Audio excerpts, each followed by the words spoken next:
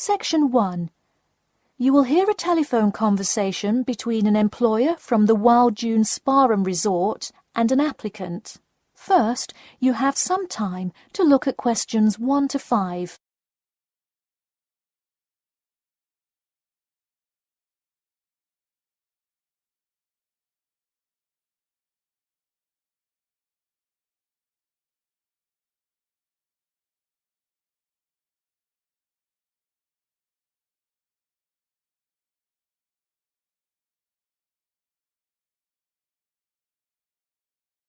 You will see that there is an example which has been done for you. On this occasion only, the conversation relating to this will be played first. Hello, is this John Murphy? Hi, yes it is. Hi John, this is Ed Heisenberg from the Wild Dunes Spa and Resort, calling about your application for our lifeguard position. Do you have a few minutes to talk? Yes, absolutely. The employer says that he is calling about the application for their lifeguard position. So, lifeguard has been written in the space. Now we shall begin. You should answer the questions as you listen, because you will not hear the recording a second time. Listen carefully and answer questions 1 to 5. Hello, is this John Murphy? Hi, yes it is. Hi John, this is Ed Heisenberg from the Wild Dunes Spa and Resort, calling about your application for our lifeguard position. Do you have a few minutes to talk? Yes, absolutely. Great, could you give me your address? Sure. My address is 45 Elsinore Court. I'm sorry, was that Eleanor? Could you spell that for me? Sure, it's Elsinore. E-L-S-I-N-O-R-E. Okay, thanks. And is this the number we should reach you at in the future? 099885767? No, that's my home phone. But let me give you my mobile number instead. 077 896 245. Call me on that one. Okay, I'll make a note of that. Could you tell me your availability? Sure, I'm usually available during afternoons or weekends. I'd prefer not to be scheduled on weeknights because I work part-time as a waiter. That shouldn't be a problem, since we don't stay open very late anyway. And do you have any other employment experience? Yes, I've worked at a few other places. I was the baseball coach at Richmond High School last season. I see. And do you have any other experience that you would like us to note on your application? Yes. Last year I worked at the beach as a rescue diver. Rescue diver? That sounds intense. Well, it's really just like being a lifeguard, except in the ocean instead of pool. So kind of like being a lifeguard at the world's largest pool. I see. Before you hear the rest of the conversation, you have some time to look at questions 6 to 10.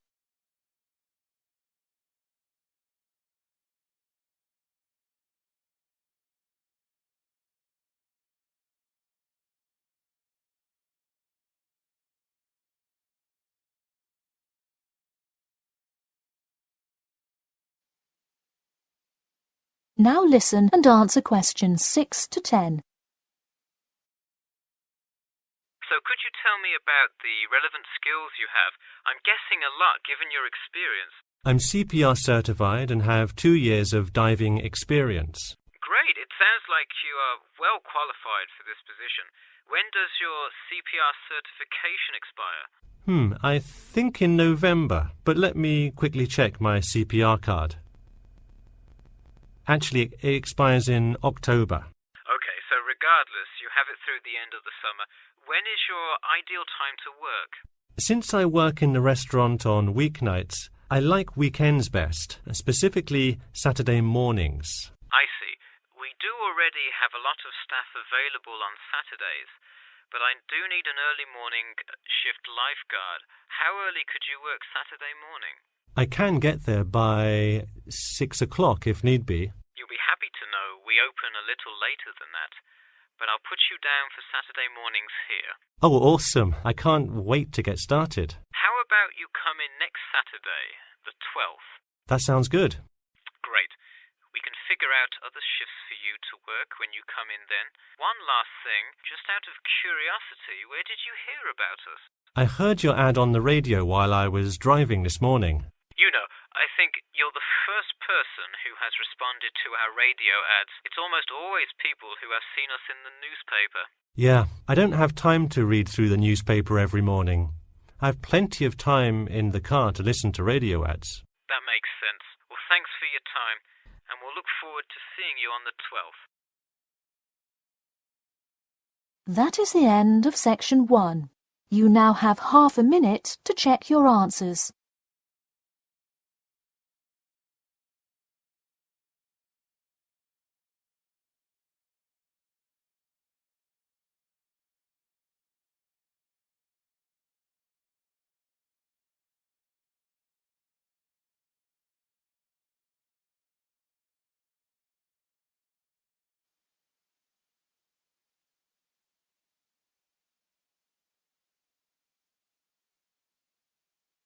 Now turn to section 2.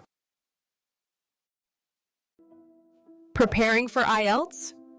Still practicing on paper, but planning to take the computer-based test? At IELTS1stopcbt.com, you can practice listening and reading in the exact computer-based format. Experience the timer, the screens, and the tools, just like the real exam. Get used to computer navigation and time management. Improve your speed and accuracy. Practice anywhere, anytime, on your device. Join thousands of students who are practicing smarter, not harder. Visit IELTS1stopcbt.com. Section 2. You'll hear part of a free class about safety around campus. First, you have some time to look at questions 11 to 14.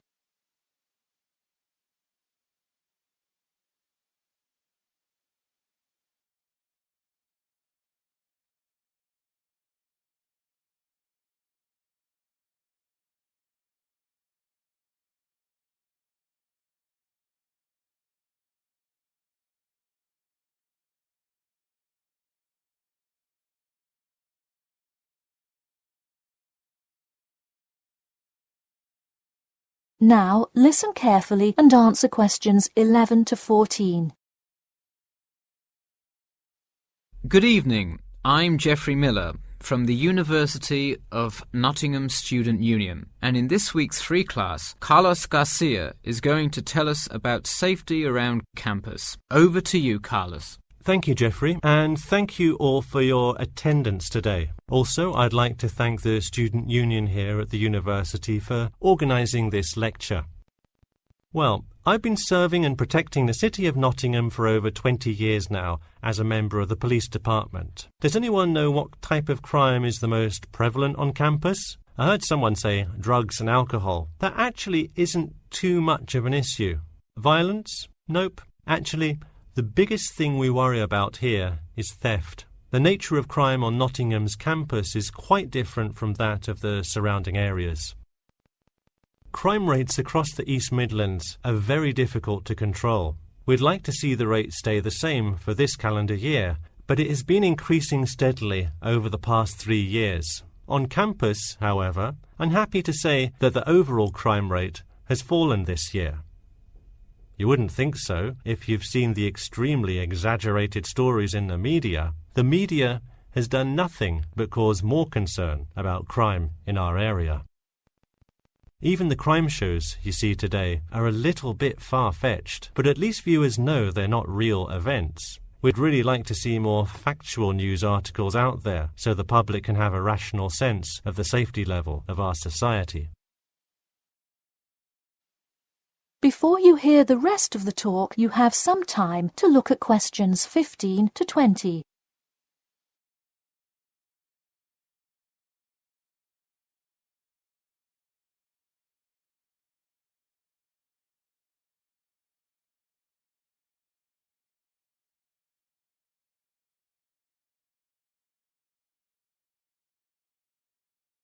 Now listen and answer questions 15 to 20. Okay, Let's move on to what to do when you see a crime. Do not get involved if at all possible, and do not draw too much attention to yourself by running away in a conspicuous manner. Though most likely, and hopefully, you will not have to experience this situation, if you are being mugged, please do not try to resist. Instead, be compliant and seek help after the incident. Like I said, though, it is highly unlikely that you will find yourself amidst a crime, but it is important to be prepared should it ever happen. We find that educating students and staff on the correct precautions to take is the best way to increase your safety. Just remember to be smart when you're out late at night and avoid any area or person that looks suspicious. I know it sounds obvious, but I cannot stress this enough. It's also not a bad idea to have your mobile phone with you at all times, but be careful. If you're chatting on your smartphone on your way home, you're a prime target for thieves. I'd like to see a show of hands. How many people have left work or the library after 10 p.m. to go home before? A lot of you, right? If you do have to go home late at night, please don't walk home alone. More often than not, there's someone there that will be walking the same direction as you at some point. Walk home with a friend or co-worker. Even if you must use your phone to call someone that's nearby to walk with you, it's always safer to walk home with someone. So when you're walking home, you may feel more comfortable with some sort of self-defense, such as pepper spray. Now, it's your call whether you want to carry something like this or not. However, I absolutely advise against carrying a knife or any other offensive weapon. All too often, they can be used against you if you're disarmed, putting yourself in more danger. For all those interested, the Recreation Centre offers a free self-defense class to all students every Thursday evening. While obviously an introductory self-defense class may not equip you to fight off villains like a regular superhero, it does come in handy sometimes. After taking a self-defense class, you'll surely be more aware of possible dangers and how to deal with them. So hopefully now you have a more complete understanding of the nature of crimes committed on your campus and how to avoid being a victim. I know most students at the University of Nottingham are not the criminal types, but remember that there is no barrier like a wall or something keeping non-students out. There's no army force securing the borders, and I doubt anyone wants it that way. The campus is generally a safe place, but it's not immune to small crimes once in a while. All right, that's all I have to say for today. Stay safe. That is the end of section 2. You now have half a minute to check your answers.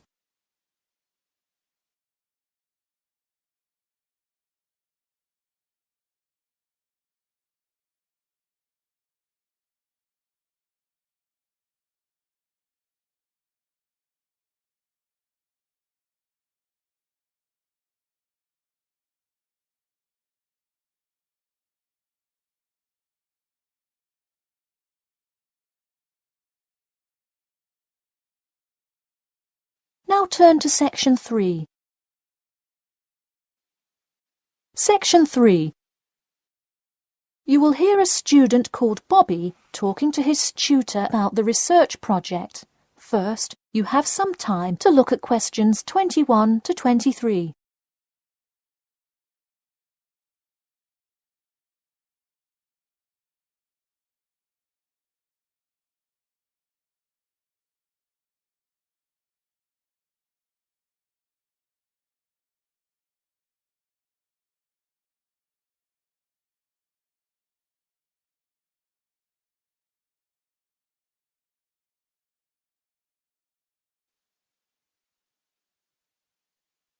Now listen carefully and answer questions 21 to 23.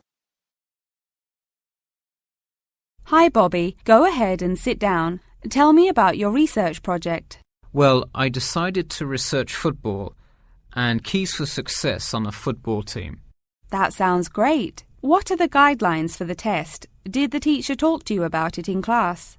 No, everything is on a handout that was passed out. It says that the first draft is due at the end of next week, and the second and third are due later on in the month. I don't understand why we have to keep revising and fixing it. Is this assignment really that important? Well, this project is a major requirement for passing 11th grade English and will go on your permanent record. Oh, really? Does that mean it will affect what English level I am placed in next year? Well, not exactly. You need a good grade to move on, but it is your overall grade and teacher recommendation that determines what level of English you are placed in next year. Anyway, tell me about your topic choice. Do you play football? Well, actually, it's because my father loves the sport. He watches it every weekend. Cool. It's a good idea to report on something you're interested in. Before you hear the rest of the talk, you have some time to look at questions 24 to 30.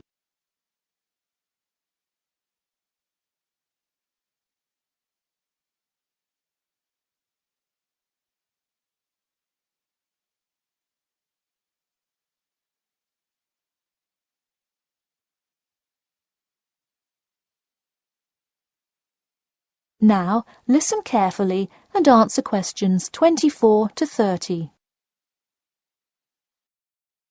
I see you worked hard calling players and the head coach to talk, so let's see what information you got.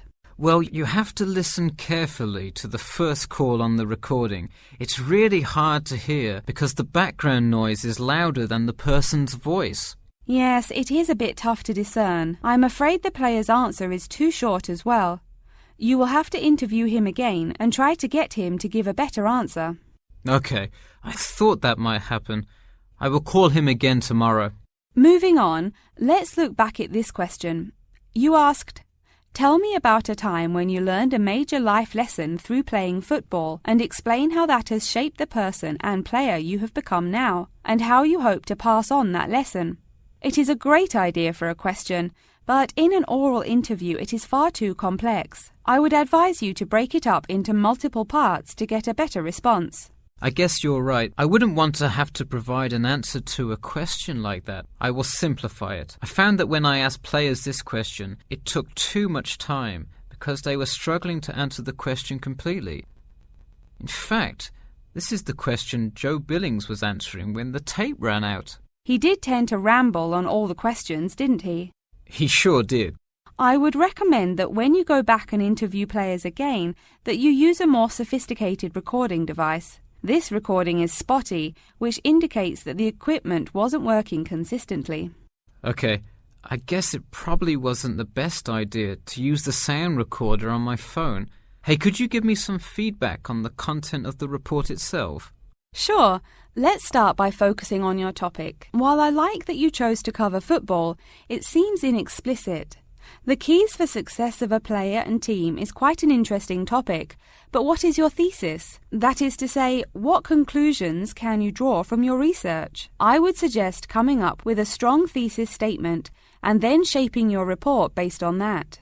Is it really too vague? I put a whole lot of facts into it. I list the top 10 goal scorers in football history and later on provide statistics for a few of the most famous coaches and their records as coaches. I think that's great that you included these facts, but I think you focus too much on the facts and not enough on connecting these facts to make your point. Ah, I see. Okay. So it looks like I have quite a bit of work to do before the deadline. That is the end of section 3. You now have half a minute to check your answers.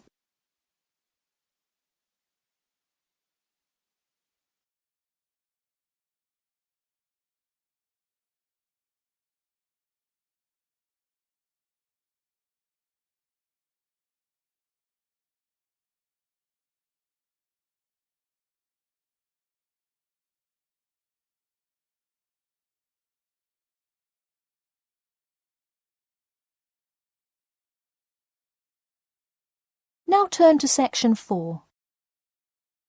Section 4. You will hear part of a lecture about how to give a quality speech. First, you have some time to look at questions 31 to 40.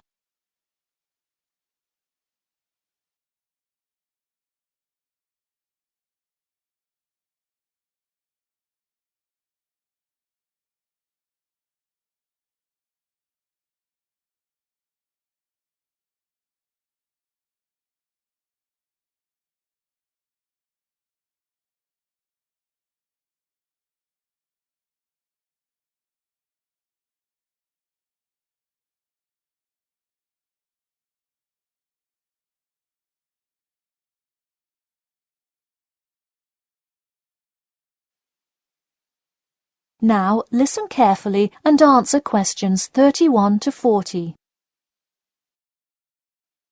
Good morning. Today I am going to cover the daunting task of giving a quality speech, a thought that makes most of us cringe. In fact, 90% of all people feel nervous about public speaking, about 10% of whom are described as genuinely terrified. Hopefully, when we are finished here today, you all will be in the 10% of the population who do not feel nervous at all. Did you know that lecturers tend to get more nervous if the speech they are giving is an important one? It makes sense, right? You probably wouldn't be nearly as nervous to address your residence hall about the proper use of the recycle and compost bins as you might be if you were asked to give the graduation speech to your entire 5,000 student class. So what is it that makes some people completely comfortable in front of crowds? Some people think that the ability to give a good speech is a gift that others are simply born with. This is almost never the case. Public speaking can be learned with practice. The first most important thing you can do to improve your confidence in delivering a speech is to prepare a quality speech. Honestly, while the content of your speech is relatively important, the audience will really only remember the last sentence you say. It is a good idea to structure the rest of your speech to lead up to this last point to really drive your message home. This is a good way to ensure that your speech is well organized.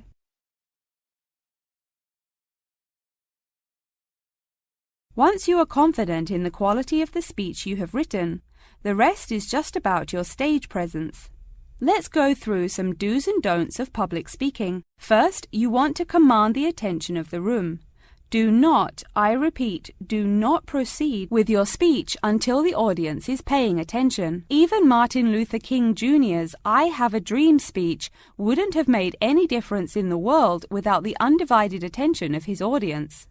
To continue with the I Have a Dream example, one of the reasons that MLK was such an effective orator was his ability to speak with passion and engage with his audience. That sort of charisma does not come from reading straight from paper.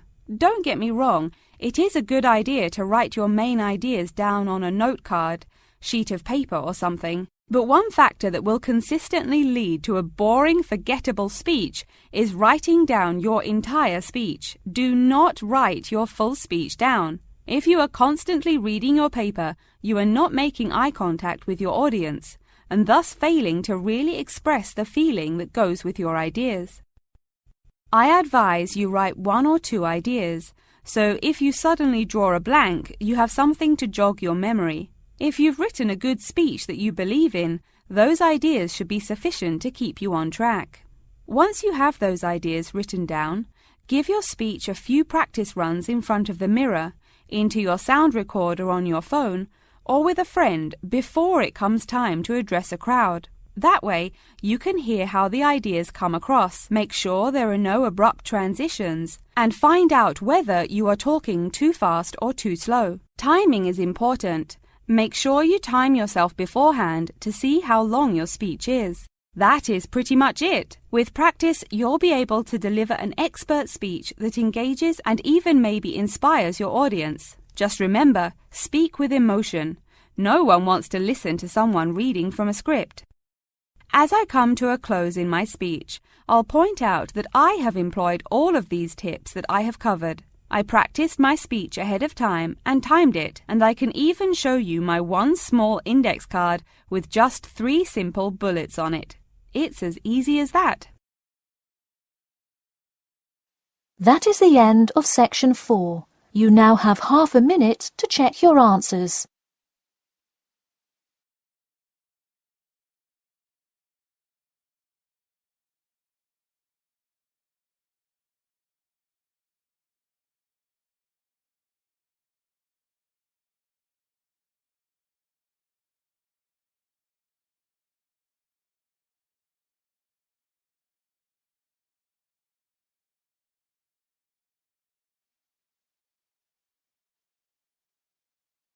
That is the end of the listening test.